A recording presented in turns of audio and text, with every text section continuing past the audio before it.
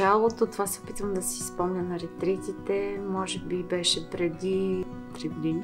Имахме обща идея в самата зала, правейки тренировка с Наталия, че трябва някъде да изнесем това преживяване заедно с нея, което ни доставя такова удоволствие в залата, да го пренесем и на друго място и да го споделим с други хора и да разчупим обстановката, да променим нивото на общуване, свързано с стретчинга и тренировките.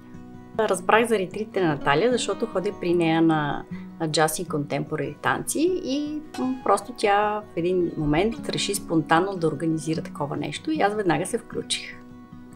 А аз, чрез моя приятелка много добра, ми каза, искам ли да отида на ретрит, на йога ретрит, и аз веднага се съгласих, защото обичам да се събирам с хора.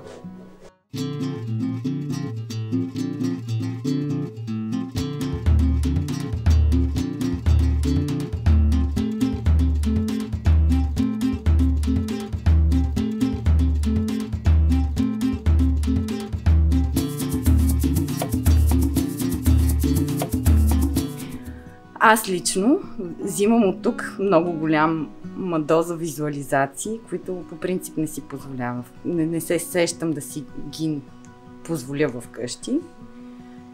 И да, тези визуализации после ти показват някакъв път напред. Сърцето грее в гърдите, растеж разгръща сетивата, в устрем детето достига хармония.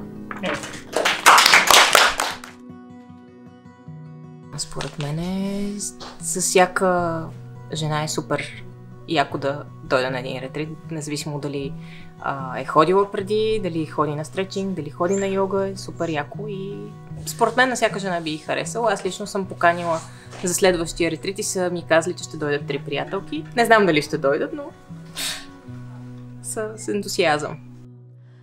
Много е разпускащо, направо ми се изпразва главата от всякакви негативни емоции, мисли и стрес. Пожелавам на тези жени, които не са били на ретрити до сега, да опитат задължително категорично.